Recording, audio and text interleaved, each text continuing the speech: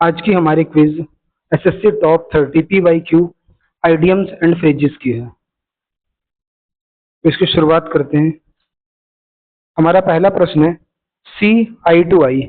सी आई to आई का मतलब आंखों में आंखें देखने का मतलब सहमत होना, किसी के विचार से या तथ्यों से सहमत होना। इसका सही उत्तर होगा option B, to agree completely. Second प्रश्न है थ्रू थिक एंड थिन, यानी थिक एंड थिन यानी स्थिति चाहे मोटी हो या पतली हो, चाहे स्थिति अच्छी हो या बुरी हो, इसका कहने का मतलब ये है। तो इन ऑल सर्कमस्टांसेस यानी हर परिस्थिति में। तीसरा प्रश्न है throw in the towel. Throw in the towel मतलब अपनी हार को स्वीकार करना, हार स्वीकारना। थ्रो इन द टॉवेल का मतलब आप समझ लीजिए हथियार फेंक देना, हथियार छोड़ देना है। थ्रो इन द टॉवेल की जगह पे वीपन लिख सकते हैं आप, यानी अपने हथियार को दुश्मन के आगे डाल देना, हार मान लेना। तो टू एक्सेप्ट डिफीट, तीसरा उत्तर। चौथा है लीव नो स्टोन अनटर्न्ड, यानी कोई भी ऐसा पत्थर नहीं है जिसे हिलाकर ना देखा गया हो, कोई एफर्ट ना छोड़ा हो। टू सर्च एवरीवेयर, यानी प्रत्येक जगह खोज करना।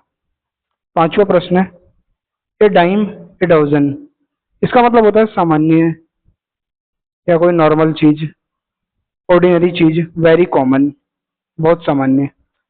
छठा प्रश्न है, ये पहले भी आया हुआ है, add fuel to the fire, यानी आग में घी डालने का काम करना, यानी और भड़काना, आग लगाना या भड़काना।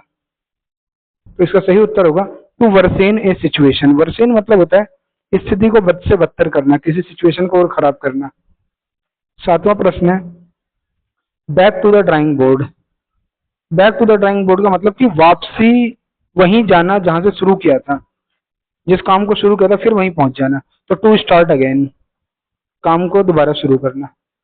आठवां प्रश्न है स्टॉर्म इन ए कप, टी कप, यानी एक कप के अंदर तूफान आना, यानी ये क्या संकेत दे रहा है कि एक छोटी सी स्थिति बात को बतंगड़ बनाना, एक छोटे से इशू को बहुत बड़ा बनाना। स्टॉर्म होता है तूफान, टी कप चाय के कप में, चाय के कप में तूफान आना, यानी छोटी सी बात को बहुत बड़ा बना देना। यानी अननेसेसरी एंगर, यानी फिजूल की गुस्सा करना ओवर ए स्मॉल इशू, एक छोटे से वाद विवाद को लेके। नौवां प्रश्न है a hard nut to crack. Hard nut का मतलब एक कठिन, नट का मतलब है यहाँ पे मान लीजिए task, hard nut. To crack यानी कि किसी कठिन काम को क्रैक करना या कोई कठिन टास्क लेना। इसका मतलब होगा ऑप्शन होगा इसका बी, ए डिफिकल्ट प्रॉब्लम या पर्सन, कोई स्थिति जो कठिन हो या कोई व्यक्ति जिसे समझाना कठिन हो। 10वां ऑल एट सी, इसका सीधा सीधा मतलब होता है confused. All at sea, confused यानी परेशान, अचंभित। Option A feeling confused. 11वां प्रश्न है मिस द बोट, ये पहले भी आया था, यहाँ बोट की जगह पे आप लिख दीजिए चांस, मिस द चांस, यानी चांस को मिस कर देना। टू लूज एन अपॉर्चुनिटी, एक मौका मिला था उसको खो देना। 12वां प्रश्न है take the bull by the horns. अब इसको ध्यान से समझना, टेक द बुल, बुल यानी बुल जो है उसकी सींगों को पकड़ के उसका मुकाबला करना, यानी कि किसी बड़े काम को डट कर मुकाबला करना, किसी बड़ी स्थिति, किसी बड़ी समस्या का जम के मुकाबला करना। तो टू फेस डिफिकल्टी ब्रेवली, यानी कि जो डिफिकल्टी समस्या है उसका सामना बहादुरी से करना, बहादुरी से सामना करना। किसी बड़ी समस्या का जो सामना करते हैं वो बहादुरी से करना। 13वां प्रश्न है turn the fear. Turn A D fear यानी अपने कान को बहरा कर लेना, यानी जान के लोगों को इग्नोर करना, किसी को जानकर। तो इग्नोर डेलिबरेटली का मतलब होता है जानकर, जानबूझकर, जानबूझकर इग्नोर करना। Turn the fear. अगला है bark up the wrong tree, या bark up the wrong tree मतलब कि रॉन्ग मतलब है कोई गलत अनुमान लगा लेना, गलत एजम्पशन करना, गलत अनुमान लगा लेना, गलत अवधारणा, गलत अनुमान कह सकते हैं, या गलत अनुमान लगा लेना। तो to make a wrong assumption, to make a wrong assumption. 15वां प्रश्न है give someone the cold shoulder. Cold shoulder का मतलब होता है कि बस दिखावे की सपोर्ट करना। Give someone the cold shoulder. Cold shoulder मतलब होता है किसी को देखकर भी नजरअंदाज करना। नजर अंदाज करना, किसी को देखकर भी नजरअंदाज करना। तो टू इग्नोर समवन डेलिबरेटली, यानी जानबूझकर किसी को इग्नोर करना। Cold shoulder. Hold one sources. Hold one sources का मतलब है धैर्य रखना। धैर्य रखना यानी पेशेंस रखना। सही उत्तर होगा टू बी पेटेंट, धैर्यवान होना। पेटेंट मतलब धैर्यवान होना। 17वां प्रश्न है in the same boat. In the same boat मतलब सेम स्थिति में, समान बुरी स्थिति में। ये मोस्टली बुरी स्थिति के लिए आते हैं। समान बुरी स्थिति में यानी उनकी भी कंडीशन एक जैसी है, हमारी भी एक जैसी, समान स्थिति में होना। In the same difficult situation, एक जैसी बुरी स्थिति में फंसे होना। Jump the gun. जंप से ही आप अंदाजा लगा लीजिए, तुरंत निष्कर्ष निकालना है, तुरंत हड़बड़ी का फैसला लेना, तुरंत गलत फैसला लेना। जंप द गन, या जंप मतलब तुरंत कूद के फैसला ले लेना। तो इसका होगा टू एक्ट टू अर्ली, यानी बड़ी जल्दी क्रिया प्रतिक्रिया देना बिना जाने समझे। Rain cats and dogs. Rain का मतलब होता है वर्षा होना, कैट्स एंड डॉग्स मतलब हैविली, बहुत बारिश होना। तो ये रेन हैविली, बहुत बारिश होना। ये डार्क हॉर्स। डार्क हॉर्स का मतलब होता है एक छुपा हुआ विजेता। छुपा हुआ कोई व्यक्ति जो छुपा हुआ है, अदृश्य है, इतना जनता, लेकिन वो विजेता है, छुपा हुआ विजेता। यानी जो अचानक से जीत जाता है, इसको सब समझते हैं कि नहीं जीत पाएगा, हार जाएगा, बट अचानक एन अनएक्सपेक्टेडली सक्सेसफुल पर्सन, यानी अज्ञात रूप से या जिसकी उम्मीद ना की गई हो, उसकी सफलता, उसे सफलता प्राप्त हो जाना।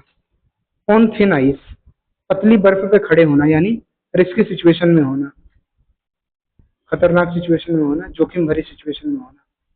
तो in a risky situation. Red letter day का मतलब होता है इम्पोर्टेंट डे, महत्वपूर्ण दिवस। इम्पोर्टेंट डे यानी कि डे वेरी इंपॉर्टेंट डे। 23वां प्रश्न है स्नेक इन द ग्रास। सांप का घास में छुपा होना, यानी स्नेक की जगह पे एनिमे लिख सकते हो आप। छुपा हुआ दुश्मन। छुपा हुआ दुश्मन। छुपा हुआ दुश्मन। तो ये होगा a hidden enemy, option B.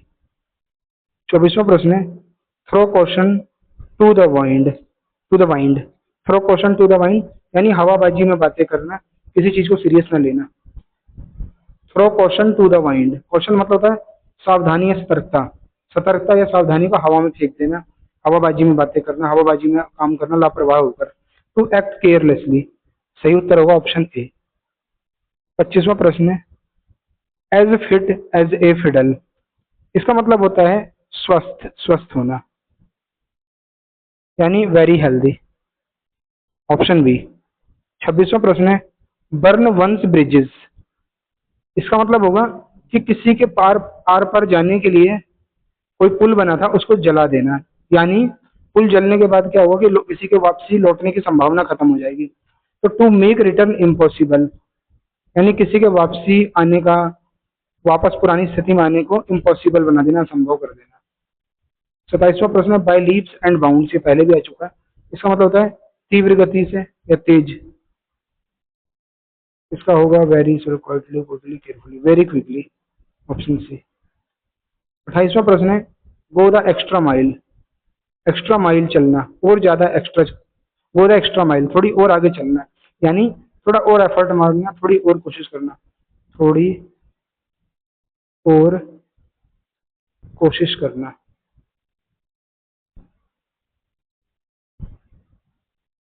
Go the extra mile यानी to make extra effort.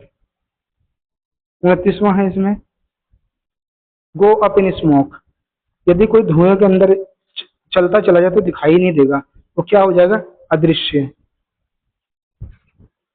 Go up in smoke, आगे चल के धुएं में चले जाने पे क्या होता है, व्यक्ति अदृश्य हो जाता है, यानी टू डिसअपियर कंप्लीटली, पूरी तरह से अदृश्य हो जाना। ऑप्शन ए आंसर होगा इसका। प्ले डेविल्स एडवोकेट, यानी डेविल्स एडवोकेट का मतलब कि गलत व्यक्ति के पक्ष में बोलना, गलत का साथ देना, गलत का साथ देना या पक्ष में बोलना, साथ देना। तो इसका होगा टू आर्ग्यू फॉर द, गलत नहीं कह सकते, विरोधी कह सकते हैं इसको, गलत का ही इसको कह सकते हैं विरोधी, या विरोधी पार्टी अपोजिट साइड का समर्थन करना, विरोधी का साथ देना, विरोधी पार्टी का या विरोधी, अपने से विरोधी का। To argue for the opposite, यानी किसके पक्ष में वाद विवाद करना, जो हमारे अपोजिट है, यानी एक ए पार्टी के खिलाफ होकर बी के खिलाफ बोलना, ए पार्टी का होकर अपोजिट साइड बोलना। तो ये 30 प्रश्न की सीरीज थी, इनको पूरा देखें, कल से रेगुलर सीरीज अपलोड की जाएगी।